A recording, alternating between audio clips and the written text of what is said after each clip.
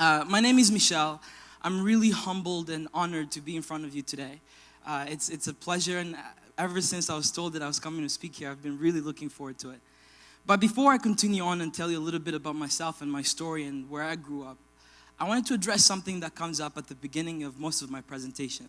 And no matter where I travel to, whether it's in the United States, all throughout Canada, all across the world where I've had the honor of traveling, the first thing people always ask me is, Michel, how can we pronounce your last name?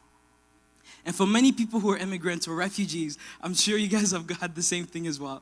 And so one day I was sitting down in my class and I was trying to think to myself, how can I make it easier for people in North America to pronounce my name? And the first thing that I recognized about North America was that people here love pictures. And if you think I'm lying, by a show of hands, how many of you in here love pictures? Just by a show of hands. Look around. And there's a few people who are shy, they don't want to raise their hands, but we all love pictures. And so one day I came up with what I thought was an incredible, genius idea. And so I came up with this. So it's a little baby chicken. So it's a little baby chicken, so chick. And then you know the sound a baby makes when they cry. So chick, wah! And then, so chick, wah! And then the knee that we all have, chick, wah, knee. And then neigh, the sound the horse makes. So chick, wah, knee, neigh. So on the count of three, I'm going to need everyone in here to amuse me just a little bit. On the count of three, you're going to help me pronounce my last name. So on the count of three, 1, 2, 3. There's always somebody that yells, Chikwanine. Thank you for doing that. Now the reason why I did that, yes, is teach you guys how to pronounce my last name. But the real reason why I did that was my last name in my native language called Mashi. My last name means the one who fits in with everything. So thank you for being welcoming to me. I'm really honored to be here again. As you can tell, I come from a continent called Africa. And Africa is a massive continent with many different people, with many different cultures and many different countries. And the stories that I'll be telling you today in no way, shape, or form represent the whole continent of Africa. They're just my reflection on this massive continent, this diverse place of so many different human beings. But I think the one thing that connects the whole continent of Africa as a whole, no matter where you travel to, is storytelling. And I know many of us in this room have our own different stories. And I wanted to share a little bit of my own story.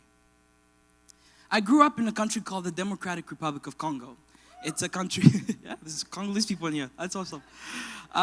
I grew up in the Democratic Republic of Congo. And in the Congo, I grew up in the eastern part of the country. It's a little town near the border of Uganda called Beni.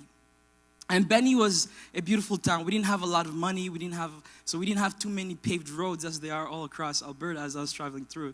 We only had dirt roads in my town.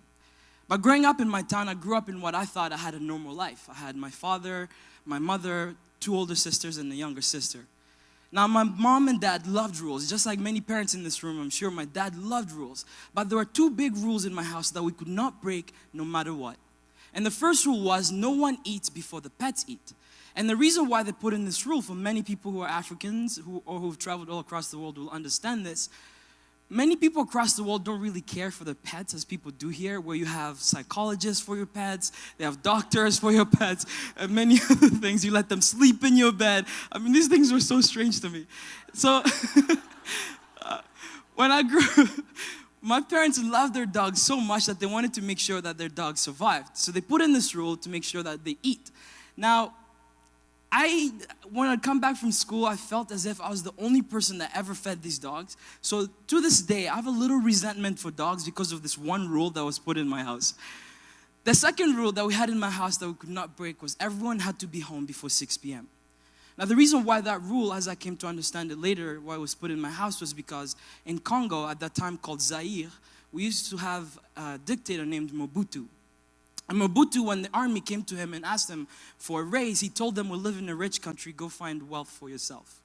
So the army introduced a curfew that everyone who was found outside after 7 p.m. would get robbed. And they were told, you're getting robbed in good spirits. And they would rob everything that you have. But as a little 5-year-old kid, as a little bit of a troublemaker, and every time my parents told me to do one thing, I always did the opposite of what they told me. So one morning as I was getting ready to go to school, I had my backpack on, I was really excited to go. As I'm running down the stairs, I felt somebody pulling my backpack. So I looked up. It was my dad looking down at me, and my dad said, Michel, if you come back home late today, I will punish you. That's my attempt at doing a dad voice. And so I ran to school, and halfway to school, I met my best friend Kevin, who was 12 when I was 5. Now, the reason why Kevin was older than me was because as a 5-year-old troublemaker, I used to get in fights with a lot of kids who were bigger than me. So one morning, as I'm going to school, I meet Kevin, and I tell him that we might get in a fight today. He just laughs at me. So the only reason why Kevin was my friend was because as a 5-year-old troublemaker, I'd watch him fight all of the bigger kids, and I'd just stand there and watch him fight. And that was the only reason why he was my friend. Don't tell him that, though. And so that day, I went to class, and the math teacher was teaching 1 + 1 = 2. And I wasn't really good at math, so instead of paying attention to my math teacher, I was paying attention to the clock. And as the end of the day, the bell rang and the kids were running back home, I sat on my desk and I started to weigh my options.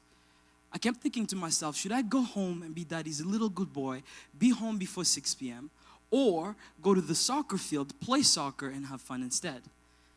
At 5 years old, I made a choice that I'm sure a lot of people would have made in this room. I looked at the front door of my school, and instead of running home to be daddy's little good boy, I ran straight through the doors all the way to the soccer field to go play soccer with Kevin. As I got in the field, Kevin passed me the ball, and I shot it into the roof of the net. At that time, it was the best goal I had ever scored, so naturally, I started running around the field screaming, "Goal!" And I took off my shirt, and I was raising it in the air, running around. But as I ran across the field, a few feet away, I saw these army trucks racing towards the soccer field. And so I looked at Kevin and asked him why these soldiers were coming towards us, and Kevin looked at me and he said that they're probably coming to watch us play soccer, so I should pay attention to them. Now, because there was a curfew in Beni at 7 p.m. and we used to see army trucks all the time, I thought Kevin was telling the truth. So I turned around and I went to kick the ball back into the net. But as I was turning around to go kick the ball, I heard a gunshot going off in the background. I looked across the field and I saw one of my friends dropping to the ground.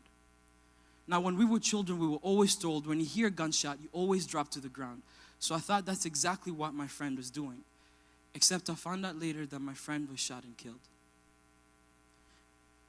And as I laid in this field, I remember lying there and all I could hear was the sound of my own heartbeat. Then in front of me, I heard a voice say, "Get up!" So I got up and I started looking around the field, just trying to see what was happening. I looked over, I tried to find Kevin, I couldn't find him, and all I could see were all these kids crying. And I saw these rebel soldiers, all of them with AK-47s, just yelling at the kids. And the little troublemaker that I was at 5, at first I thought that my father had hired these soldiers to make sure we understood why we needed to be home before 6 p.m. So 5-year-old Michel, thinking this is a joke, I ran over to this rebel commander, yelling at him, telling my father would punish him and he would punish me if I'm not back home before 6 p.m. They hit me with a gun, and that's the last thing that I remember. All I remember is waking up in a truck as the truck was stopping. And as I was sitting in this truck, I looked across trying to find Kevin, trying to see him. And I couldn't see him, I couldn't talk to him, so I started panicking and I kept on crying. They told us to get out of the truck, and the typical troublemaker that I was the first person to take the step. And as I did, I heard a crunch underneath my feet. So I looked on the ground and I saw a skeleton. And there were hundreds of skeletons scattered all across this field. And again, being terrified of 5, I ran over to the rebel commander, begging them to let me go home. But they just kept on laughing at me. Then the rebel commanders put us into a circle and he started counting. Moya, mbili, 1, 2, 1, 2. And they told all the number 1s to go on the left side and all the number 2s to go on the right side. I was chosen as number 1, so I was on the left, but my friend Kevin was on the right side as number 2.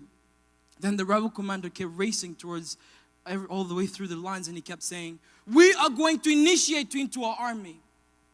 And then a few minutes later, they grabbed my left hand, they grabbed a knife, and they slashed my wrist. As I started to bleed, they took a substance called brown, which is a mixture of cocaine and gunpowder, and they rubbed this into the wound so I'd go crazy. They put a bandage over my hands, and they blindfolded me and told me to put my hands out. As I did, they dropped an AK-47 in my hand, but the gun was so heavy, I couldn't lift it. I just dropped it on the ground. The same rebel soldier came behind me. He took off the gun that was on the ground. He grabbed it and put my finger on the trigger. And he started yelling at me, "Shoot! Shoot!" So I pulled the trigger. And I remember hearing the gun, this huge sound in my ears. My hand shook and I dropped the gun on the ground. As I took off the blindfold, I looked over at my right hand, and my right hand was shaking, and there's blood dripping from it. And that day I was wearing a white shirt underneath my white Superman shirt, and as I looked at it, there was blood dripping from it too. And then a few feet in front of me, I saw my best friend Kevin lying there in a pool of his own blood.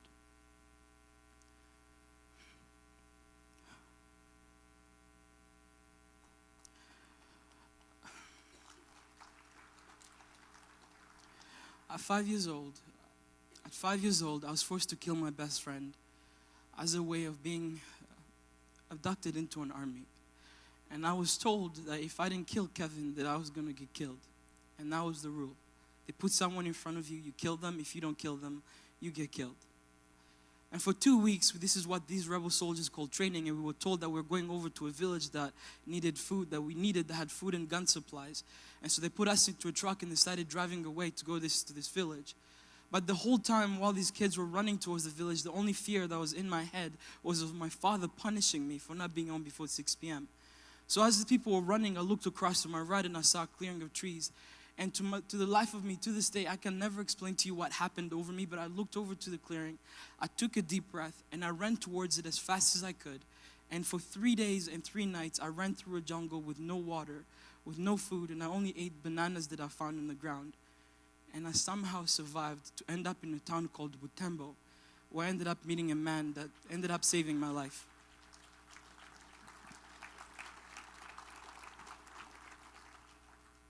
That's just a little bit of my child soldier story. To be very honest with you, there's so much of that story that is very hard for me to even tell to this day. But the reason why I tell it is because in 1998, my father, who you see in this picture, and one of the men that I really look up to, what you don't see in that picture is my father was 7 feet, he was 250 pounds. Please do not ask me where my height went. I cannot tell you that. A lot of people always ask me that. But the reason why my father is such an inspiration, and right after my child soldier experience, he was one of the people that really inspired me and continued to support me, was that in 1998, when this war was starting in Congo, a lot of people in the international news kept saying that here we go again. It's another example of African people killing themselves. And my father, who was a human rights activist, decided that that wasn't true. He didn't believe that that was true. So he, along with a couple of his colleagues who were doing human rights work in Beni, decided that they were going to do something here, but they were going to research and tell the world. And they ended up finding out that the war in Congo had nothing to do with ethnicity or African people killing themselves, but instead it had to do with minerals. And one of the biggest minerals that's still a reason for the war in Congo today is a mineral called coltan, which is used in our cell phones and computers and all our electronics. And so my father found this out. These rebel soldiers hated my dad for trying to tell the truth, so they kidnapped my dad and they tortured him for 7 months. After 7 months of torture, my father had to run away, and he, along with myself and my family, so my mom, who you'll see in this picture, with little Michel, and I know it's cute, but no Oz, along with my first sister, Vicky, my second sister, Viviane, and my youngest sister, Marizia, we ran away with millions of other Congolese people into other countries to be called refugees, only because a lot of Western countries wanted this mineral for free. And we ended up in a refugee camp in northern Uganda, where we were given a plastic tent similar to the one you see on the screen. And for many people who've been in refugee camps, this is something that's very familiar to you. We had no bed, we had no mattress, so we slept on a mat that my mom had made out of her hands with grass. We didn't have any pillows. She grabbed the flip-flops and she put her clothes on top of them, and that's how we slept. We had a lovely meal tonight, and living in this refugee camp, and for many refugees, there was no choice for food. You only had one meal a day. In this refugee camp, we ate something that's called ugali, which is almost like cornmeal. It's cornmeal and beans from January to December, and that was it. And after living in this refugee camp for a year, my family and I couldn't take it, because the only thing that we kept seeing in this refugee camp was destruction. We saw war, and war looked very different than what I ever thought I heard from my family. I saw people whose hands were literally cut off because they were women, and these rebel soldiers who were uneducated did not want women to go to school, so they cut off their hands so they did not hold a pencil. And I was so angry and so sad all the time because no one ever came up to us to ask us how we could change this or stop these things. So I stopped listening to the stories about the war that people were telling in the refugee camp, and I started listening to stories that my cousin Thierry would say about this place called North America. My cousin Thierry said that in this place called North America, they clean the streets every single day, that in fact you could walk on the streets with white socks and they would never get dirty. That in this place called North America, there was a man named Michael Jordan. He was this tall, and he was paid $30 million to throw a ball in a basket. A ball in the basket. When my cousin said that, I remember running into the tent and I grabbed the basket and I put it on the ground. I grabbed a little ball made out of paper and I threw it in there. And I looked at my cousin and I said, there is no way that you can tell me a man would stand there looking at another man, throw a ball in a basket, take out $30 million and give it to them. No way can that exist. And I said, no, seriously. In fact, in North America, people pay hundreds of dollars to go down to this park to see this big mouse with big ears. And I looked at my cousin and again, I said, we have mice running around our tent every single morning. And I have never seen anyone from North America come down here with hundreds of dollars to see these mice running around. Now, after living in this refugee camp for 5 years and living in Uganda for 5 years, my family and I were given a one-way ticket to come to Canada by the help of the United Nations High Commissioner for Refugees and Immigration Canada. And I'll never forget that day, January 21st, 2004, we were just about to land in this place called Ottawa, Canada. I had never heard of it in my life. We're on a plane, we're getting there, 15 minutes away, we're about to land, this voice comes on, it's the pilot. And the pilot goes, "Ladies and gentlemen, welcome to Ottawa International Airport. The weather outside is minus 42 degrees Celsius." Minus 42 degrees Celsius. I had never heard of anything like that in my entire life. So as we're on the plane, I'm looking at the screen in front of me. There's a little minus symbol, and number 42, a little sun with a cloud in front of it. And I'm thinking, North American people are already crazy. They pay money to Michael Jordan to throw a ball in the basket. They walk around with white socks and they clean the streets every day. I had this image of North America that my cousin had told me. And so I thought that maybe in Canadian English, people add the little minus symbol to warn you that it's really warm. So the plane lands, everybody gets off, and they're putting on their jackets. I'm talking to my mom, so I'm not really listening to what's happening around me. And I'm looking at my mom, looking at these people, thinking, these people are crazy. And they're putting on jackets. As people are getting off, I get off the plane. My face started to freeze. My hands were freezing. It felt as if there were knives being stabbed in my hands. There was smoke coming out of my mouth, out of my nose. And at one point, I thought out of my ears. So I started trying to run back into the plane. And as I'm attempting to run into the plane, the flight attendant looks at me, kept pushing me back. And she kept saying, "No, you can't get back in there. It's illegal." So I looked at her and I said, "Mary, how could people live in this country?" She said, "Oh, people manage, eh?" So I was like, okay. And so I looked at her, and as I got off putting on my jacket, I'm looking across. It's January, so there's snow falling. There's this white shiny stuff coming from the sky. So I looked at her, I was like, "Mary, what's this white shiny stuff coming from the sky and on the ground?" And she said, "Oh, you mean the snow?" And I said, "Yes, the snow. Do people eat the snow?" She looked at me and thought I think I was crazy. So she's like, "No, people don't eat the snow." I was 16 years old. I was so curious of what was happening. My cousin had told me to clean the streets, so I ate the snow. It was the dirty brown colored snow. People are judging. Don't judge. Keep in mind, never seen snow in my entire life. I see it on the ground. My cousin had told me to clean the streets. It's brown. It's shiny. In my head, I'm thinking, caramel. So I ate thinking it's going to taste like caramel, except it was salty. There's a lot of pebbles in it. One of the worst things I've ever tasted to this day, every time I see snow falling from the sky, I always look out the window, and the first thing I say is, not going to fool me this time. But that was my first day in Canada, and I'll never forget it for many different reasons. One, learning you can't walk on the streets without shoes in the winter because your legs will freeze, and many other lessons. But the one thing that I remember loving most about Canada is after learning all these other lessons, I looked up in the sky, and there were no bullets flying by me as if they were shooting stars. There were no bombs going off and people screaming for help. And for the first time in my entire life, I remember feeling so peaceful that I looked over at my mom and I said, "Mom, can we please go back to Congo, then come back when this freezer is done?" And my mom looked at me and she said, "We can never go back to Congo ever again." We couldn't go back to Congo because of my father's work, and I couldn't go back to my country. And so I arrived in Canada, and Canada welcomed me with open arms. I came to Canada, I did not speak one word of English. In fact, I spoke broken English with a British accent because Uganda was colonized by Britain. And I usually tried to attempt to go to school, which meant I was outside the school windows. And when the teacher was teaching English, I was copying the notes, and sometimes they'd see me and they'd close the window. And that was the only way I learned English. And I've traveled to so many places, and I'm so grateful to this very day of being a Canadian citizen that every time I travel to the United States and people ask me, what are you? I say, I am a Canadian citizen of Congolese descent.